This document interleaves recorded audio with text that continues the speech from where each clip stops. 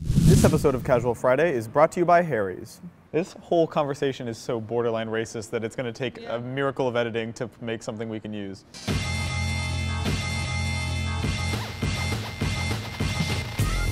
So that what's it called? That Sunset Overdrive actual gameplay came out yesterday, right? Did you notice it came out right after we talked about it on our Google Plus Hangout? There you go. As though it was they're waiting. ordained by the gods. Well, we also talked about a Phantom Dust sequel on that Hangout, and I don't think that's happening anytime soon. No. Fingers crossed. I don't know. We'll see. It was pure luck that came out, but it looks really awesome. Yes, the Sunset Overdrive looks great, and actually I remember seeing the E3 trailer and thinking it looked awesome, and getting incredibly hyped for what I guess the game could be. I had two reactions when that trailer came out. I was like, this looks awesome. I hope when it's an actual video game and not a CGI trailer, cool. I hope it resembles this in any way. And so the gameplay now actually looks like it may be delivering on that. And it's Insomniac, right? Yeah, which also worried me a little bit, because remember they had, what was that? What was the Fuse previously called before that? It was like Overcharge or something like that. And then they totally turned it into like brown mush.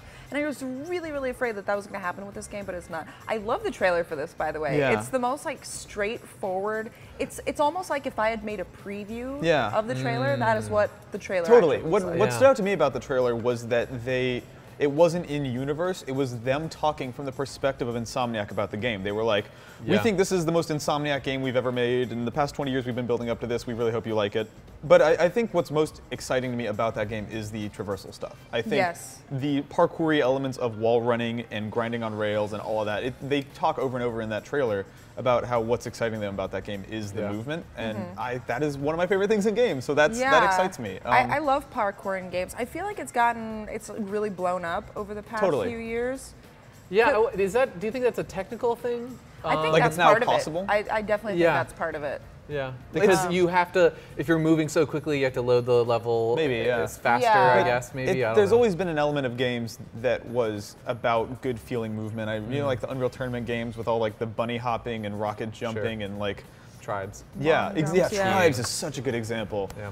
But yeah, there's something about a game with really smooth movement that it feels amazing. Yeah. When you can when you get good at that locomotion and you just like there's like a flow you fall into. After a few hours of it, when you're like doing it automatically, there is absolutely a flow. I mean, like the popularity of Assassin's Creed is primarily because that game is about climbing over and under obstacles and navigating the world. And Mirror's Edge, I was the biggest fan of Mirror's Edge. It just to feel so cool. It makes you feel really good at a game, even if you suck at it. Although, like, even in Mirror's Edge, you get on a really long streak, and then you just like hit a wall, and you feel like an idiot. Feels terrible. It's sort of like big highs and big lows, right? Like when you are on a perfect parkour, like in Titanfall, you're wall running or whatever, that feels great. But then like in Mirror's Edge, when you lose your momentum, that's the worst feeling you can. It goes back to like Sonic the Hedgehog. Yeah, Sonic has the same problem. And some of the games, I feel like a lot of the games I have parkour now haven't perfected it to where that kind of thing doesn't happen, because sometimes it feels like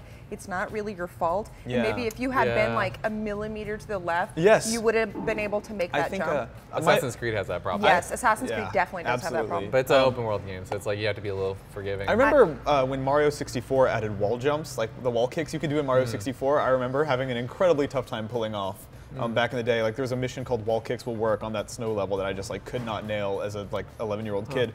But conversely, Super Mario 3D World feels amazing. Like doing the long jumps and holding down buttons to sprint, it just feels very organic, and the movement just feels amazing. Like even that's a great microcosm of the way movement has evolved in games.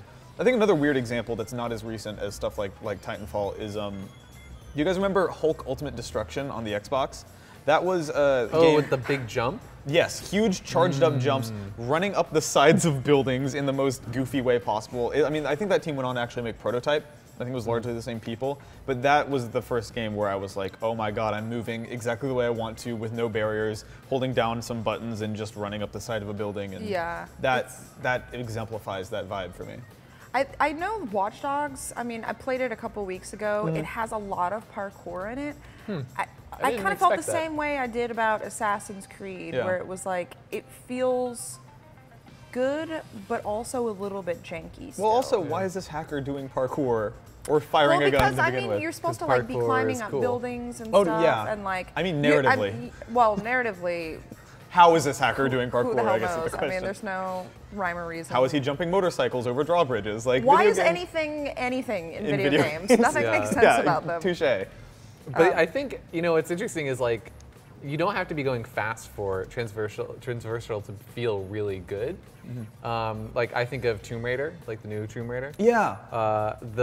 It's interesting because they have a lot of climbing and jumping and like clinging to things like Assassin's Creed does. Yeah.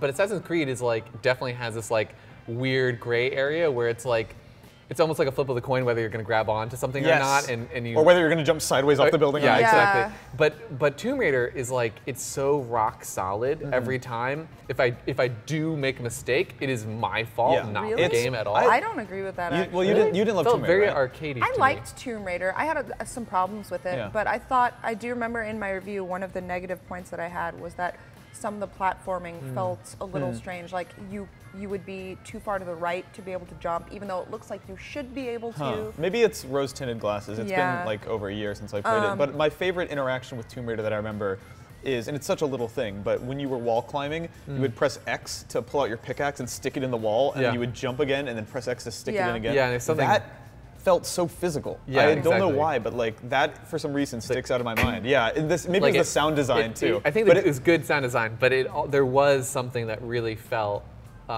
It's something about the timing of the swing upon hitting X. Yeah. Again, this goes into more like that animation, and if it moves too quickly, it doesn't look real. But if it's too slow, then you're gonna be angry all the time, right? Because then you have to anticipate everything. It felt physical, and say what you will about Tomb Raider, I think that game was very polished and detail-oriented, even if it didn't do a single thing novel. I think that it was well shinied up. Yeah, it was a well-executed game. I'm really excited for Dying Light. Which is actually kind of appropriate since we're talking about that, since it just got announced that it was delayed until February 2015. That's 2015. Yeah, and the reason they said that it was delayed is because they wanted more time to work on the traversal mechanisms in it, and that they were coming closer and closer to their original vision for the game. And I played it last year at PAX, I think, and the traversal stuff was really good. The rest of the game was like kind of but it was like still so early on, it's really hard to tell what the full That's game's gonna be like. Zombie Mirror's Edge game, right? Yeah, basically from the people who made Dead Island. Yeah, God, how great would it be if they just called it Zombie Mirror's Edge? Yeah, it's just Dead Island with like parkour. Right. I need to be sold really hard on that game in order to play it. Well, it's you know what? I don't It's know. terrifying. Actually, the traversal stuff works really well with that kind of game because you get being so fast gives like a crazy feeling of intensity to everything. But there's also like a million zombies around you, so you can like if you stop for even like a second, somebody can like grab you and shake you. It's good to hear though that you're saying that it already feels good and that they're taking time to polish it and make it feel better, because it doesn't take much of a screw up in a locomotion-based game for it to feel shitty. No, not just at the all. slightest misstep. It requires the most polish, probably. Totally. Yeah. I think the final one that I think of when I think about games where the movement feels good is there's this little indie game called Perfect Stride by Arcane Kids. I think you can get it as part of a Kickstarter gift for LA Game Space. And it's going to come to Steam eventually, but it's this really beautiful, psychedelic, first-person skateboarding thing where like if you ride in a loop-de-loop, I think I showed you. It. But just at GDC. Yeah, wall riding that feels incredible. The ability to rewind at any time if you screw up a jump, which sort of alleviates some of those problems we were talking about. The best soundtrack ever, and just really pretty to look at. I like that we're seeing it from all sides. Like AAA games have obviously adopted the hold down A and R and push forward on the stick to jump over everything. But then like cool indie studios are making their own games that are about good feeling movement. Yeah, I think it's going to be something that becomes a lot more common in video games because it's just fun. Yeah. Like it's just fun to run fast and jump high. It's something you can't do in real life. Exactly. Yeah. It is the most video game thing you can do aside from like shooting people. Totally. And it's funny because we were talking earlier, Sunset Overdrive looks like such a video game. We were watching that trailer just like this is such a video game. Yeah, but I didn't get that icky feeling that I sometimes get, especially during trailers like that. That are like, this is what separates our game from everyone else. I was like, oh, okay, yeah, you're right. It was pretty sincere. Yeah. I think so too. I think another reason that it didn't gross me out was it has colors in it, and I like it when video games have colors in them. Yeah. Controversial opinion, games should be colorful sometimes. Blue skies.